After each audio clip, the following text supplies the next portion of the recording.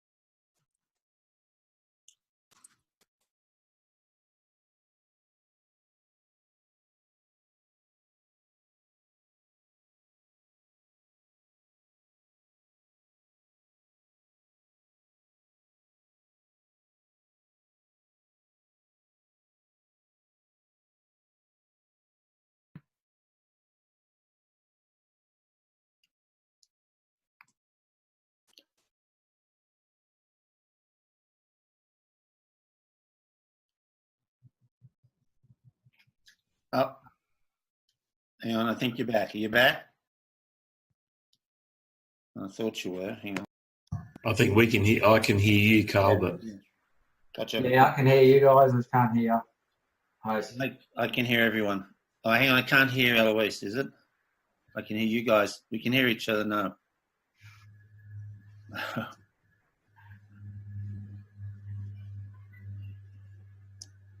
So we can hear each other. Is that right? Yep, I can hear you. Okay. Just not Eloise. So we can hear each other.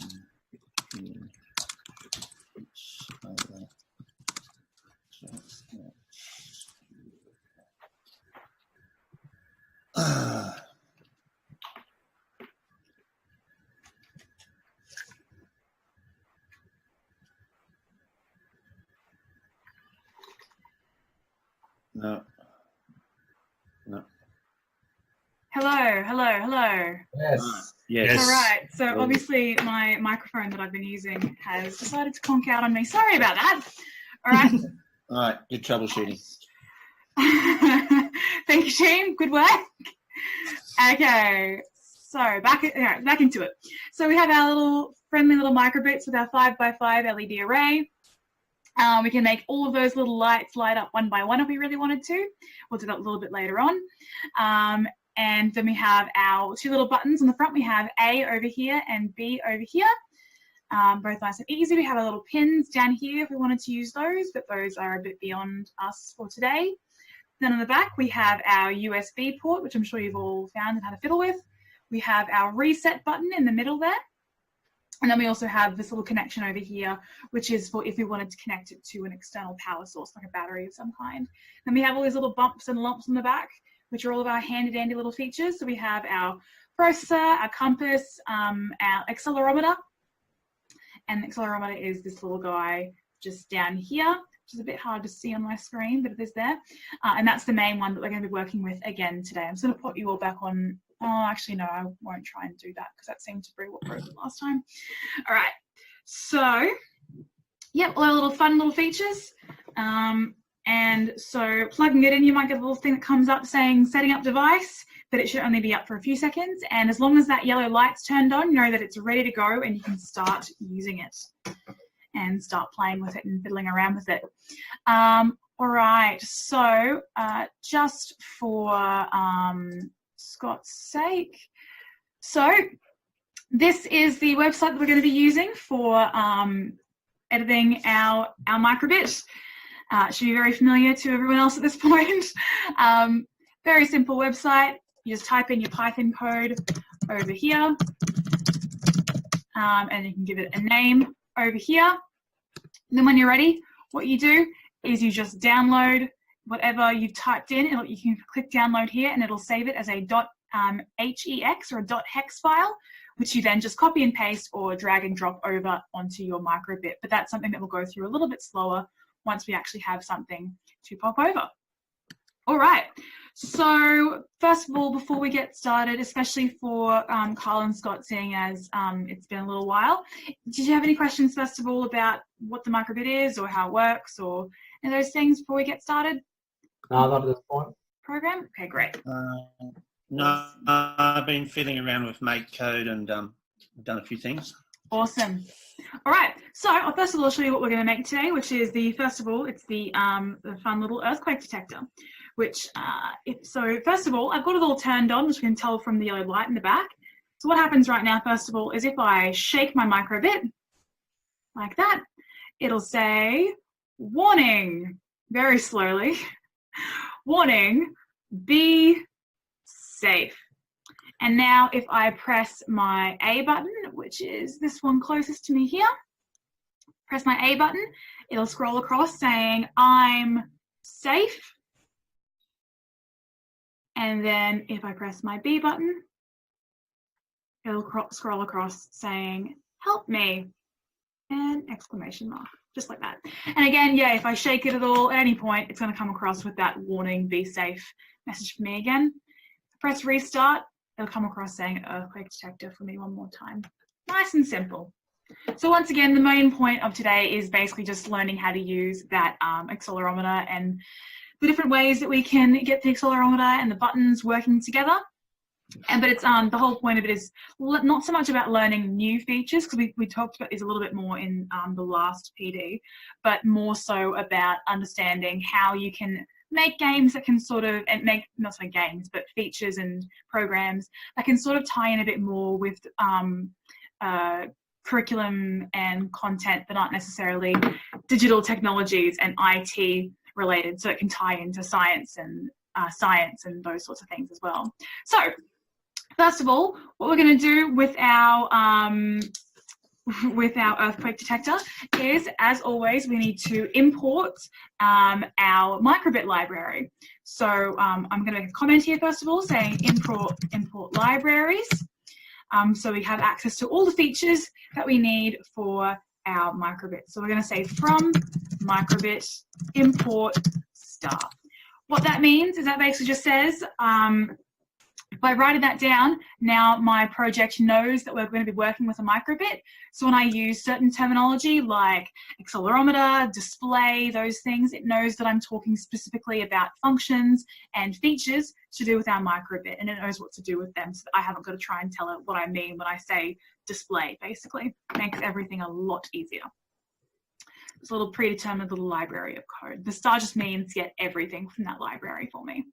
All right, so first of all, the first thing that happened when I opened up this little guy was, if I hit reset, it said earthquake detector. So I know what the project actually is, which is very handy, because if you handed a microbit to someone, they know what it's actually, they're actually expecting to happen.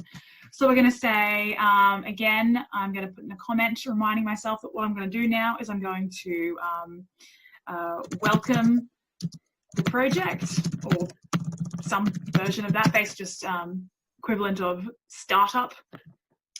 To do that, what I'm going to do is I'm going to write display. So telling Python, first of all, that we're looking specifically at the display of the microbit and things that are happening on the display, that little 5x5 LED array. Display.scroll. So we're accessing the scroll function of the display feature on the microbit. Display.scroll. Now we need to tell it what has to scroll across. What needs to scroll across is, in inverted commas, earthquake detector. Close inverted commas so that it knows it's the end of my string of text. And now, first of all, before we do anything else, I'm going to now start popping this onto my microbit so I can make sure it's all working correctly so far. So I'm going to give it a name up here. I'm going to call it earthquake detector. I might call it draft 1. Now I'm going to come over here and click on download. It's going to save a .hex file into my downloads directory. So if I find that, see Daisy, which is just up here. These are just two older versions that I got from before. This one up here, I'm going to pop that one down into my Microbit by just dragging and dropping, or I can copy and paste if I really want to. All right, it's going to load up for me. I'm going to know that it's loading because I've got that little flashing light on the back, flashing yellow and black for me. And then once it decides to copy over, it's taking a very long time, my goodness. What's going on? All right, we'll just try canceling that. And we'll just try that again.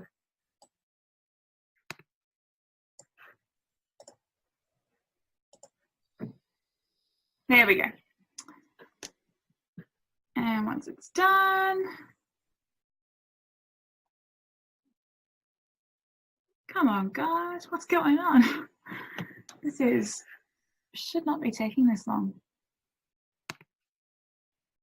All right, I'm just gonna try. Cancel that. I might just try ejecting my Microbit and we'll, yes, I know, thank you. We'll try ejecting this and putting it back in.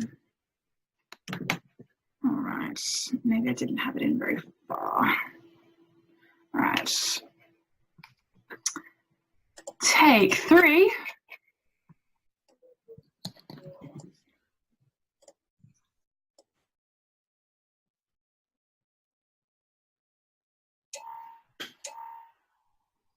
Yeah, I got it to work on mine.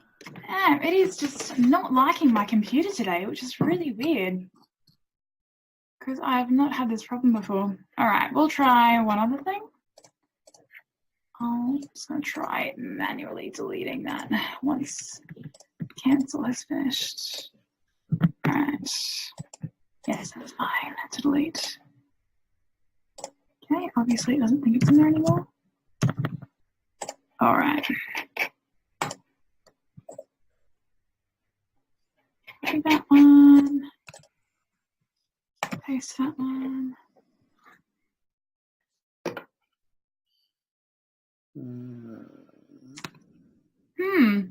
Doesn't seem to like my Microbit today, which is really weird because it was working 10 minutes ago. That's a great first impression. That's all right. Okay. Maybe if I try it through USB port.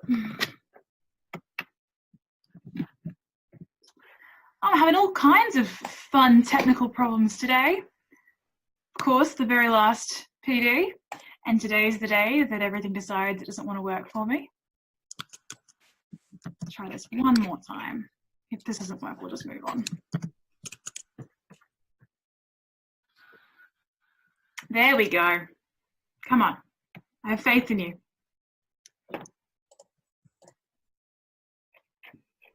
Yay, awesome. Good work, Carl. Great. So far, all that should be happening is basically it should be starting up and it'll just have scrolling across the front earthquake detector. That should be pretty much all that should be happening right now, but this is just not wanting to work. So we'll just interrupted, unexpected error. What is going on here? Who knows? All right, we're going to move on. I know that that should be working. Not sure why it isn't. Don't think I have anything misspelled or done incorrectly there, so that's really weird. All right, anyway, moving on. So we have that working. Now we need to get to the actual important part of it, which is waiting for an earthquake. So we're going to be sensing earthquake. So, as I'm sure we all have remembered, just by having that little hashtag in front of my line of code, that just means that when it's reading it, it's just ignoring that. It knows that it's just a comment.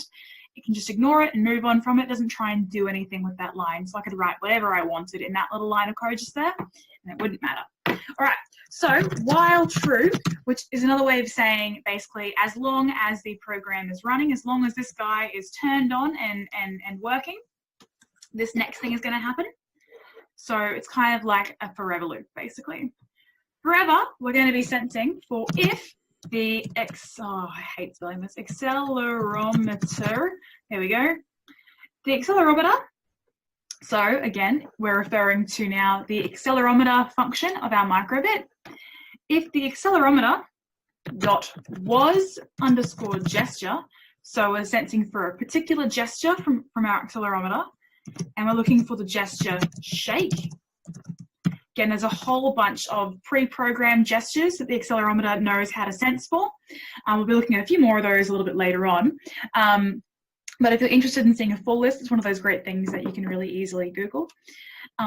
So we're saying, okay, so if you can sense that the accelerometer was shaking, then what needs to happen is, first of all, we need to wait for about a second. So that's sleep for 1,000 milliseconds. And then on the display, we're going to scroll the text, warning, be safe. Be safe. Which we know basically means that we're displaying the warning message. Like that. Now, realistically, that's all that needs to happen when we actually shake the accelerometer, when we shake the microbit. The next thing that we need to be looking out for is if the buttons are pressed. So we'll then have if button underscore A. So if the A button dot get underscore presses. Again, I know it feels weird to write get presses, but that actually is the correct terminology for it. So if you can sense that the A button has been pressed, then what needs to happen is, again, it's going to wait for a second. And then we're going to, again, across the display, we're going to scroll the text of I'm safe. So the user indicates they're safe.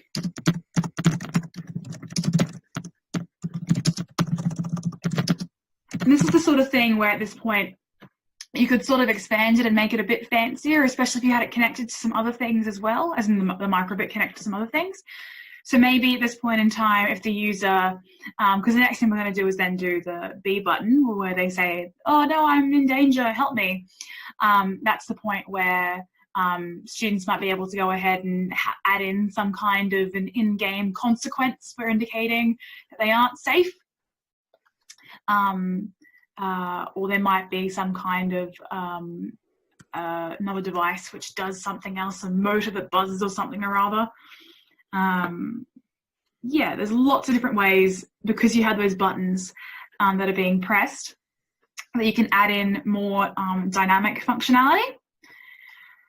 All right, and then the very last thing, we have our A button, which means we now need to do our B button. So if button B, at this point in time, you should be able to sort of get an idea of where I'm going with this. So if button B is pressed, so get presses, we're going to sleep for a second. Just add a little dramatic pause in there, basically. And then again, on the display, we're going to scroll across the text, help me. So user says they need help.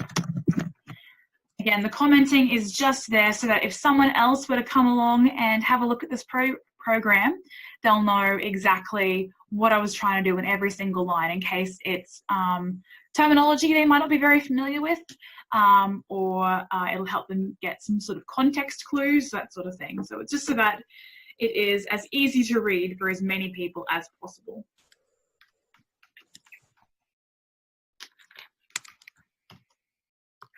Lines, that's what's easy to read.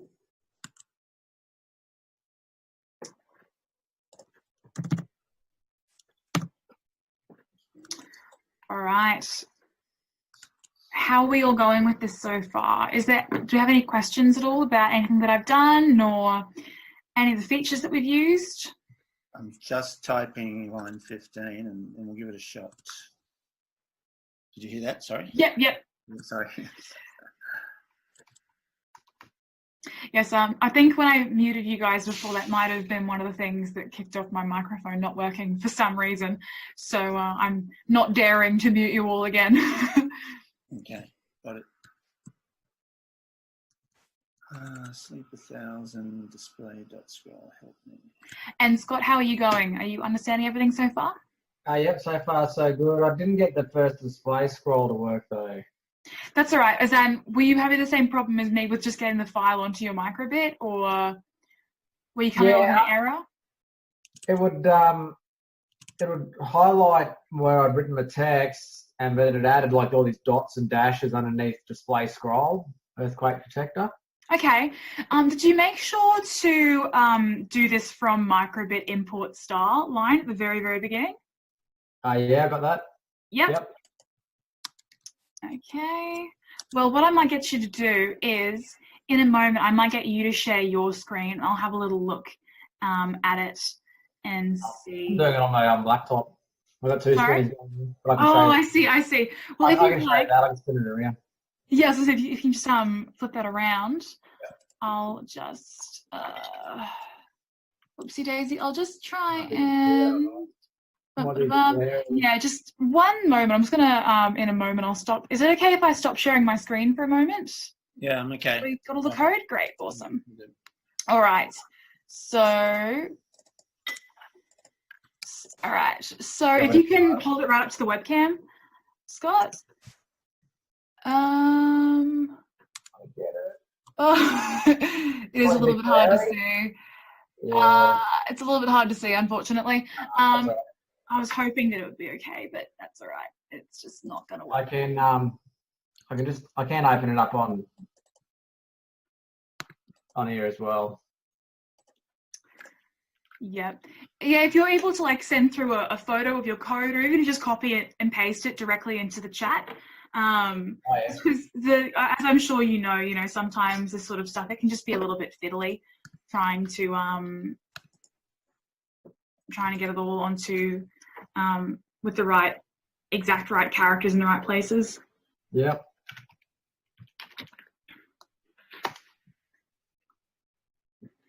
In the meanwhile, I'm going to see if I can try and get my program onto my actual Microbit this time, in case there was just some reason why it didn't want to work before.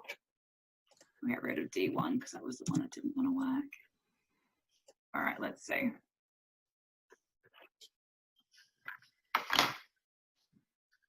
Oof. Just not sure what's going on.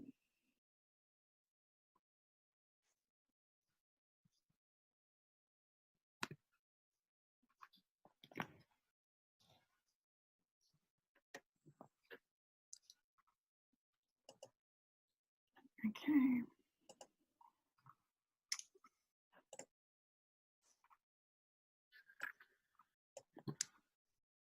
It's pretty. Can you hear me? Yep.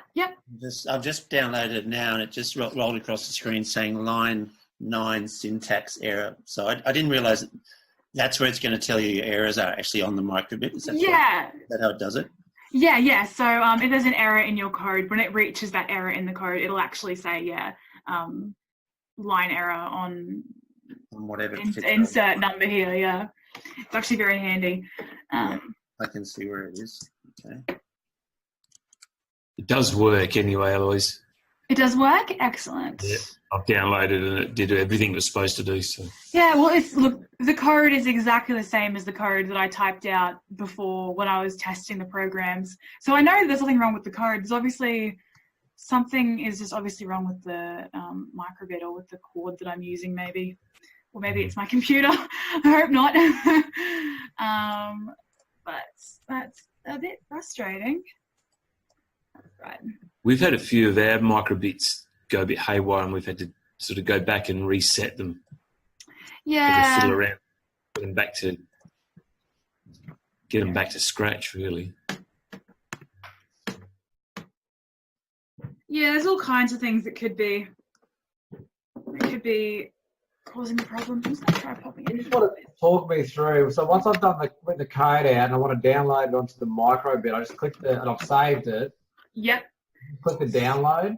Yep. So what's going to happen is when you click on the download button, which is once my mouse stops working again. I think I've possibly found what the problem was. Okay, well, either way, once you clicked on this little button up here, the download button up here, it's going to save a file to whatever your downloads directory is. So it's normally a folder called downloads in your computer. Yep. And then, so it's like saving any other file from the internet or saving a picture or anything like that. It'll go to the same place. So if you can find whatever folder or directory it is that it's downloaded to. Yeah, I got that.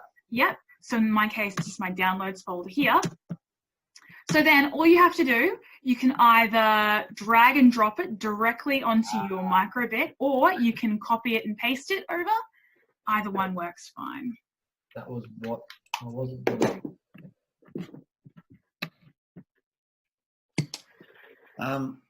Eloise, question. Yes. Is there any way of slowing the scroll rate down? Is it an automatic function built into the system? That's the speed it will scroll across the screen. Yeah, so it'll always scroll at the default scroll rate, but you can absolutely slow it down.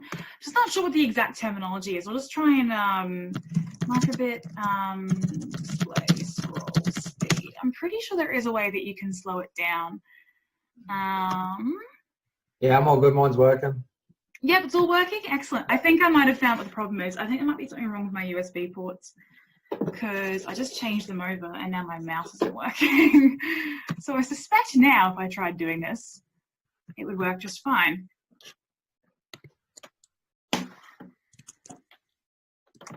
Get past 38%, that'd be, yeah, that's what the problem was. There we go, and it's working on mine as well. Hallelujah. All right, let's see if I can find the scroll speed thing. Sorry, what was the problem with yours, Eloise? So it was a problem with my laptop, my USB ports. Obviously something's not working correctly on one side of my computer, whereas on the other side it's fine. Because I had my mouse plugged into the other side and I tried swapping them over and now my mouse isn't working and the Microbit's fine. That's okay, it's good to know. Otherwise, after you leave us today, is there somewhere on your site where we can continue to experiment with other little mini tutorial lessons, step-by-steps? For Microbits, I'm not sure. We normally have a few sort of like really simple little tutorials and things available. I'm just going to try and find the normal site, not our staff site. We normally have a few little tutorials and things available, but they're normally for our more generic classes, like with Scratch and web dev, that sort of thing. Absolutely, though, there's lots of great resources available online, and we're always running more and more teacher PDs, pretty much whenever there's a demand for it, basically. But I'll just see. Sometimes we do, on our blog, we'll have little things that will have stuff, but yeah, it's normally more about Scratch than Microbits.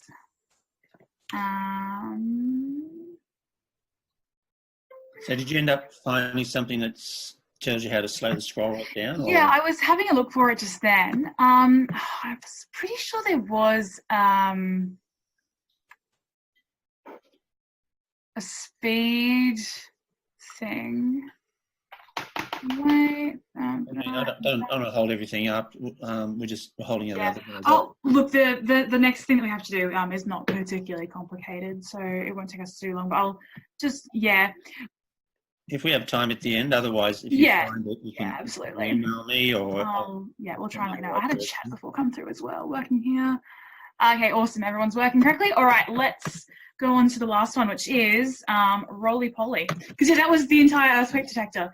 As I said before, it was super, super simple. It's more about understanding how you can get the different features on a Microbit working together, as opposed to it all being just button-based or just accelerometer-based, how you can sort of have everything sort of working together a little bit and the way that you can expand that a bit. All right. So the next one, the very last one for the day, is called Roly-Poly. So first of all, I'm going to import my libraries. Is it easy? I can spell libraries correctly. So we're going to go from Microbit import star. So what Roly-Poly is, I'll see if I can get it onto my Microbit. There we go. It'll put me in a bigger screen. So This one is one that's it's a real very easy to spend a lot of time on by accident. Because what it is, as you can see, I've got one single little light lit up on my Microbit. What that's actually doing is it's kind of like I'm holding a board, and the little light is changing to whichever light is sort of at the lowest point of the Microbit. Now this is the accelerometer coming into play. Yeah, so it's accelerometer again. Finding basically sort of, I think the exact term is like where the center of gravity is. That might be a better term for it. But yeah, it's kind of hard to see because, I'll try turning that down a little bit. There we go. You can find the webcam again. So as you can see, as I'm moving it around. Yeah, that's cool. Yeah, that's really cool. Yeah. So you're saying that's even easier to write than the last one? It's not easier, but it's not difficult by any means. No, I got the last one, so I'm ready for this. Okay, roll on. All right. So what we're going to do first of all is, because we're going to be telling exactly which specific light has to be lit up at any one time by using the X and Y coordinates of that light. So if you remember, taking a few steps back, we had that picture where we had the 5x5 LED and how you can consider it based on coordinates, where if you start in the top leftmost corner, you have an X coordinate and a Y coordinate. So X, of course, going across and Y going up and down. So you tell it which light you want to have lit up going from left to right, and then where it is from top to bottom. So you have 0, 0, 1, 1, 2, 2, 3, 3, 4, 4, 5, 5, so on and so forth. So the one that's lit up right now would be 5, 5, because it is the fifth most column along the top, and it is the fifth most row going down the bottom. So because the one that we're going to be talking about, because the coordinate of the light is always going to be changing, that means we need to actually define variables to have in there so that we can constantly be changing it without having to go through a lot of messy writing and stuff. So first of all, we're going to set up the coordinate variables.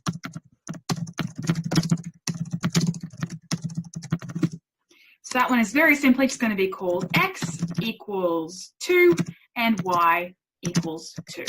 So right now, for example, if I just plugged those in and said light up pixel 2, 2, then it would be 0, 1, 2. It'd be the one in the very middle, basically. All right. So now, because we want this to be a program that's always running as long as I have it plugged in, we're going to start off with a while true. Now, first of all, this is where we're going to start using some terminology which is a little bit different to what we've been using before, so it'll be new for pretty much everyone. First, we're going to find the current tilt values. So basically, we need it to always, first of all, be finding out what sort of degrees it is tilted X and what degrees it's tilted Y.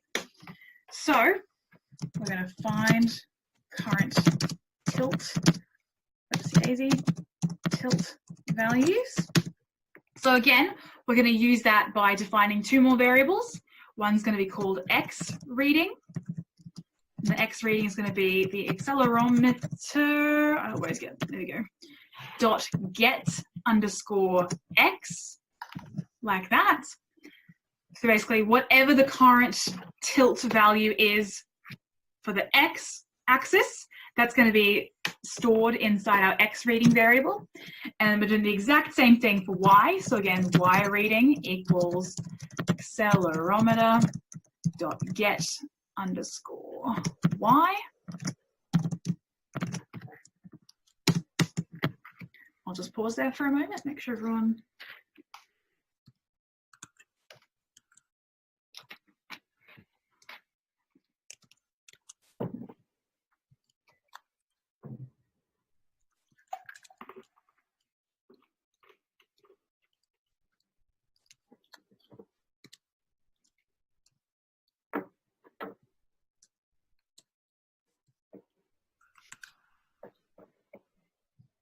All right, got it. Okay, I'll just wait for a few more seconds. Yeah. Okay. So first of all, we need to figure out which light should be lit up along the x-axis. So to do that, what we're going to do is we're going to move find the right x-axis. So if x reading, so if the current tilt value for the x is greater than 50, and that basically just means, which way is it again? So starting up here, we got 0, 1, 2, 3, 4.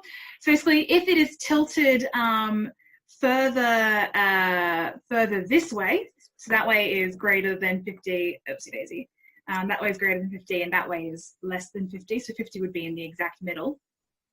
So if it's greater than 50, then we also then need to make sure that we're only lighting up the pixels that we have access to. So we have pixels in coordinates 0, 1, 2, 3, and 4, so all 5.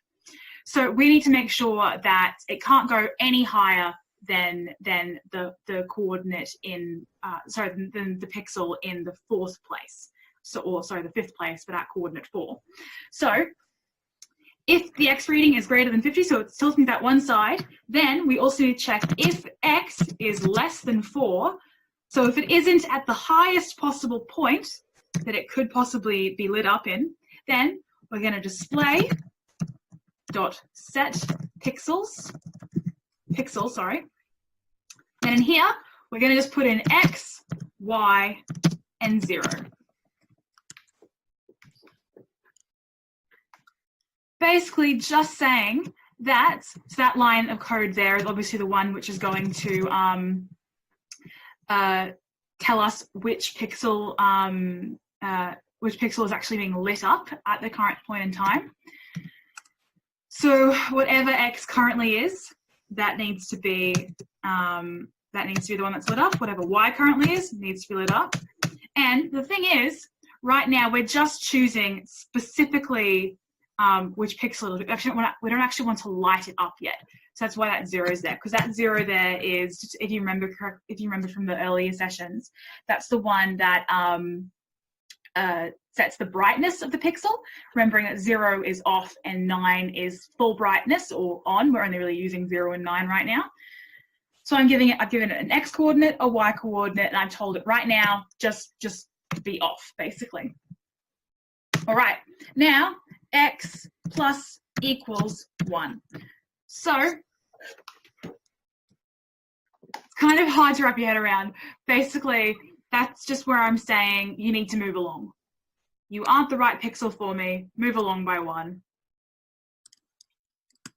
until we get there. Okay. And it'll just keep circling through that loop until it gets to the right x coordinate, assuming that it's tilting in that one direction. Now, all we have to do is basically write that exact same code, but for the opposite side. So if it is less than negative 50. So I'm going to go down 1 and I'm going to backspace out just by 2 indents. So I should now be at the same level of indentation as if x reading is greater than 50.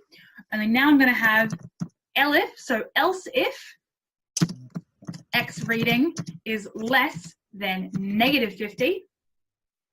And then again, if x, now because we had before, we were making sure that it couldn't go any higher than the furthest away possible pixel, we now need to make sure the pixel can't go any lower than the lowest possible pixel, which, as we know, is in the coordinate space of 0. So if x is greater than 0, so as long as you can't go any lower than what you currently are at, then again, we're going to display dot set pixel. And again, we're going to have x, y, 0. So, yep, moving along. And then again, because this is going to be for if it's moving backwards, we're going to have x negative equals 1. Again, moving just in the other direction this time, basically. And now all we have to do is basically just have all that code again, but for the y-axis this time.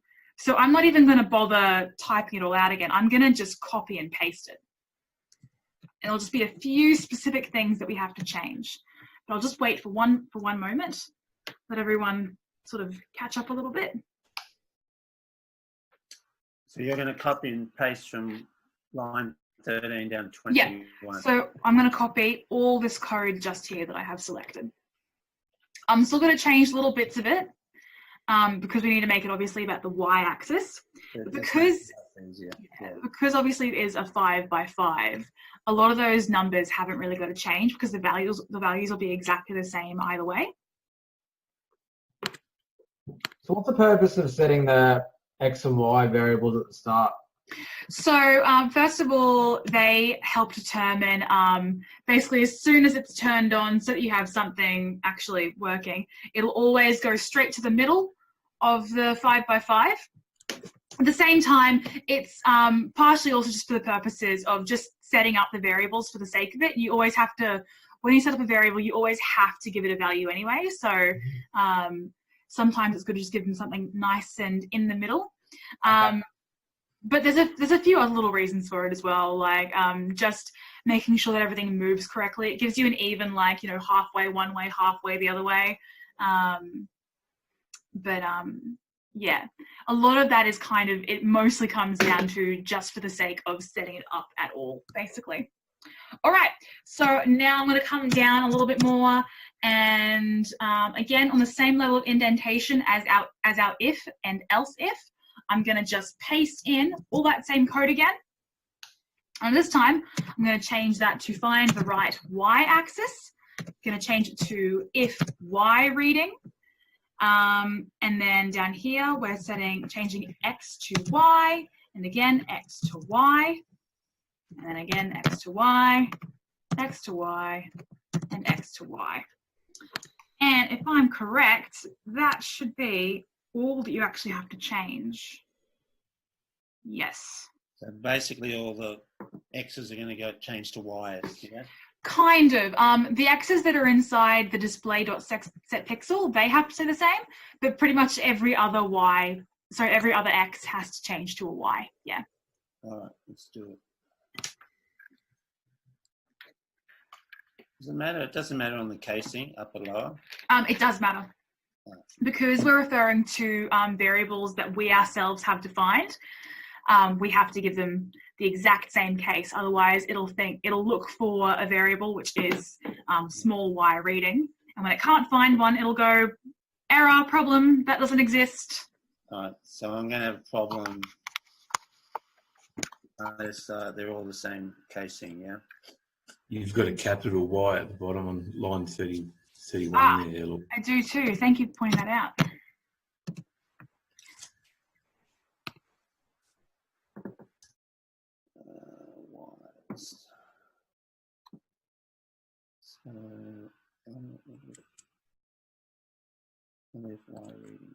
So if you yourself had already given it all lowercase or all uppercase, then that's okay, as long as you've consistently used the same thing all the way through.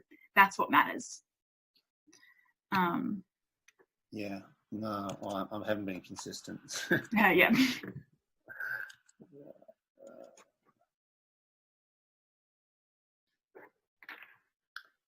But see on line 24, you've got an uppercase Y and then a lowercase y. Yeah. So that's because I'm referring to two different variables here. So when I defined y reading up here, I gave it a capital Y, but then when I defined y, which is a little bit further up, lowercase y. So it will connect with that. Yeah, it understands that. Yeah, yeah. So else if y reading is the most. Just check that chat. Everything looks good. Awesome.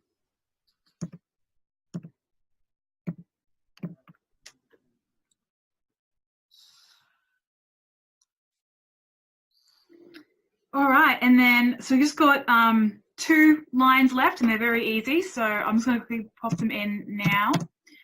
All we have left to do now is we just need to turn on the designated pixel. So all that code that we've just gone through, all that has been doing is just determining which pixel it is is at the lowest center, is at the center of gravity, basically. Designated pixel, then weight. So we're going to use one more of those display.set pixels, because if you remember, so far we've been using 0. So even though we've been choosing the right pixel, the problem has been we haven't actually had it turned on yet. So now we need to actually turn it on. So display.set pixel, again, we're just going to use X and Y. And then we're going to turn it on using the number 9. And finally, we're going to sleep for about a quarter of a second. Basically just means that it won't go at the speed of light. It'll be a little bit slower so you can actually see it moving around, which makes it a lot easier as well if you're trying to get it to one specific point on the microbit as well.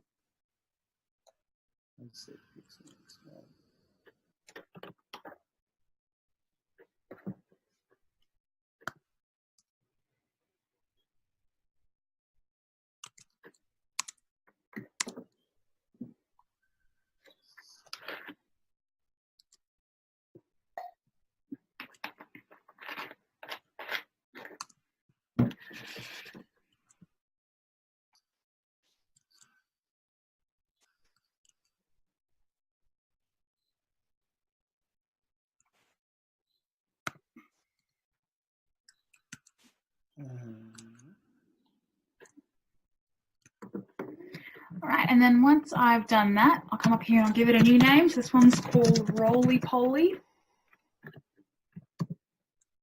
which is just a little cute, kitschy name that we came up with for it. And I'll download that one.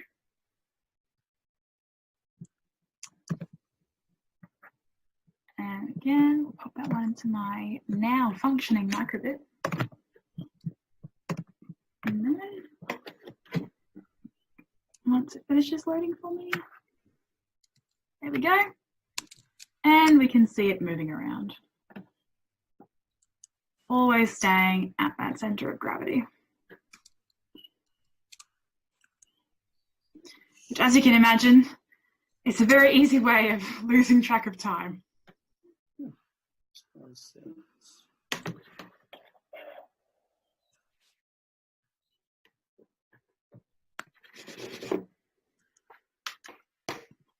Is there a way to make it more sensitive to the tilt?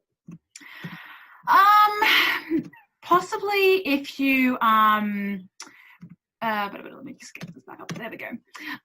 There's a few different ways depending on I guess how sensitive you wanted it to be. For example, while I myself haven't really experimented with it, theoretically, if you got rid of this sleep down here, then it's not waiting in between every single time that you tilt it.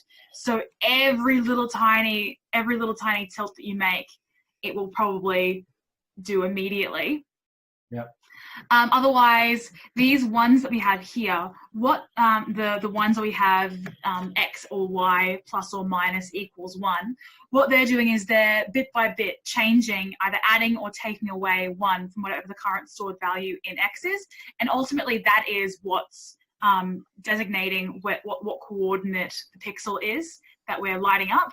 So if you made that 2 or 3 even, that means every single time that you tilt it a little bit, it's going to move by like 2 coordinates instead of 1, or 3 coordinates instead of 1.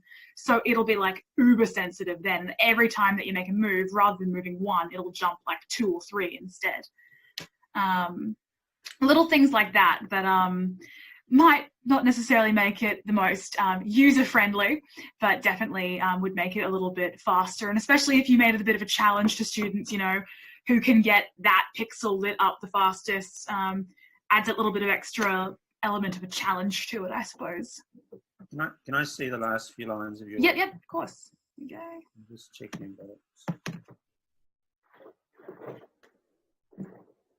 Alright, sorry, I'm just a bit slow. I'm not a Python person, so That's all right. I've got it all done. I'm just about to try it, so I'll just get the name and download it. That was actually the last bit of code that we have to do for today. So if anyone has any questions, now's a great time to ask about anything that I've done or anything you might have missed in previous lessons as well. I'm new to the Microbit. It's the first time I've had to play with it, but I'm looking at it, bringing it into the classroom next year. What other sort of stuff could we do with it? All kinds of things. So with just the Microbit alone, it's a really diverse little device that in particular is great because if you end up deciding to connect it to anything else as well, it can become pretty much anything you can think of. In just a moment, we went through some slides in the very first Teacher P where we sort of talked about, the second one, we sort of talked a bit more about it, and they've got a few examples like that in there. So I'll just wait for a moment. Once everyone's finished copying down the code, I'll go and have a look at them. Yeah, cool. Is everyone good with the code? Just reading what error I might have on the screen. Yeah, that's all right. Value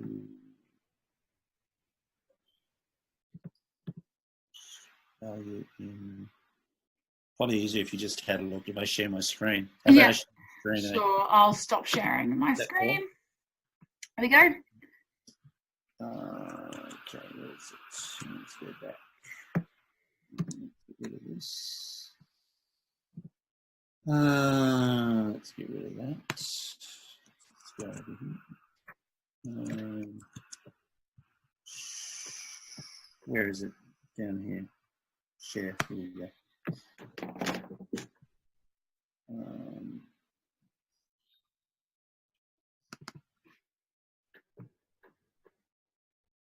You getting anything yet? Yep. So where is it saying you're having an error?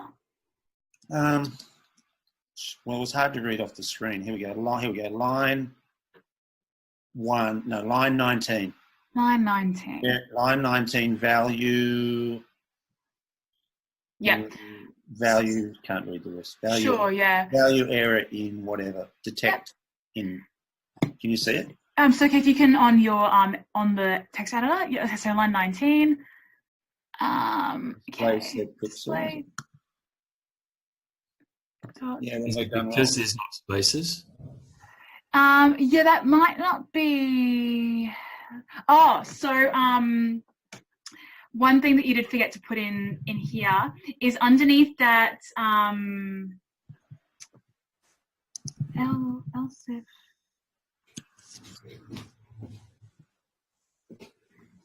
So you've got a Y do you reading. see how? Yeah, do you see how further up? Is this for your Y reading or your X reading section? So which line are you talking about? So just the entire section. Is this your Y reading or your X section? So you know how we had, so it's your X section. Yeah. And you've just got a few things sort of jumbled together a little bit.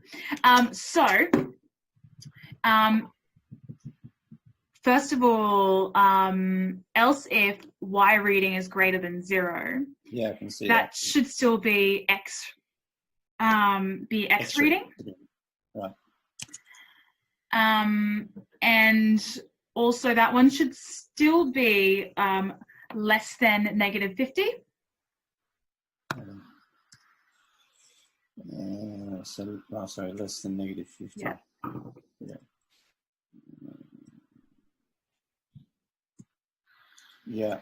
Yep. And then you should have one more line beneath that that says if X is greater than 0. If X is greater than 0. Whoops. 0. Then you need a little semicolon, colon. I still didn't find out what it is. Yep, and then so those next two lines underneath it, they then need to be indented inside that if loop. So just hit tab once more once you're on those lines. Yep. And the next one? Yep. Okay, so then underneath that, all that stuff where you've got Y reading, Y, that is code that you need, but this should still be the stuff to do with the X axis right here. So this stuff should still be X reading if X is less than 4, else if X reading if Y, X plus equals 1, so on and so forth. So line 23 should have been an X? Yeah. So, and then 26, 27, 28, and 30, they should all have X's on them instead of Y's. They should be the Y's, shouldn't they? So the Y stuff is all in sorry. I've read my code wrong. Sorry, no, sorry, no, Y, Carl, you were isn't it correct. Y? They are Y, yeah. Sorry, I read my code wrong. I've been looking at this stuff all day, sorry. It's been a long day, I know. Am I Yeah. going back and changing these guys? Yeah, so just that one. All right, now that stuff that should now be correct. So that's all my Y readings, isn't it? Yeah, so And above that is all my X readings. yeah, that's all X readings. Basically a copy, as you said, but you just set up your different variables. Yeah, that should all be fine now, I think. Everything else looks fine. Well, one way of finding, I'll find out. Yep. Might So- say I will unshare, will I? Yeah, let's see. Yep. Shares.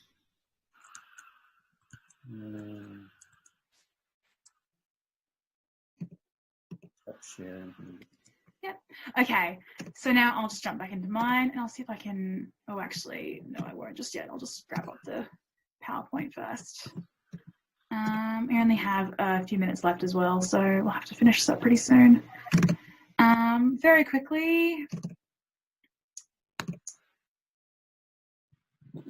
Hopefully this is the right one. Otherwise I'll just try and remember it off the top of my head.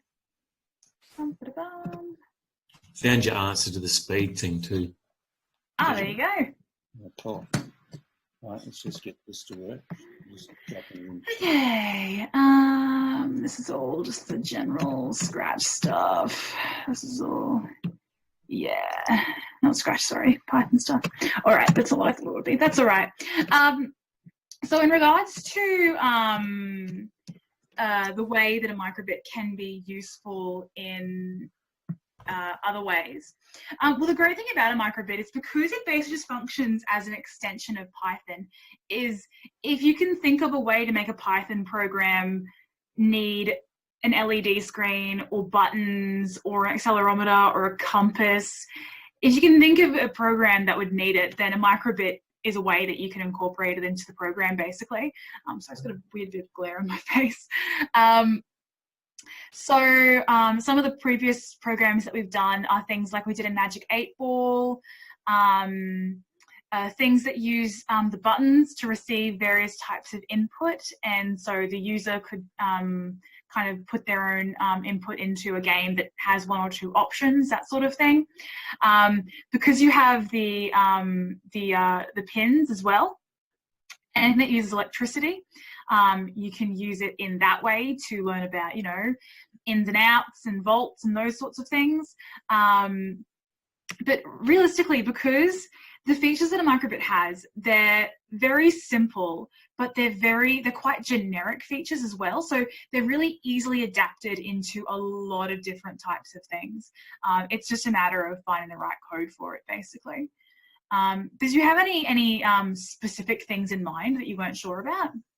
No, not really at this point. I've just sort of started looking into it. I need to get online and research a lot of stuff, but it's mainly just because I'm going to start doing more Python with the year 7, 8 grade, but I'd rather probably do it with a bit of hardware as well to make it a little bit more hands-on. Yeah, well, we actually had a little mini discussion about this a few PDs ago. I think actually it was the last time that Carl was here.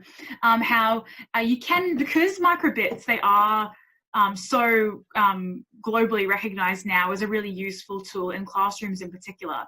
There's a lot of like third-party kits and things that you can get that come specifically with things that you can build and make with microbits. I have seen a couple of those. Yeah, that was the Grove kit.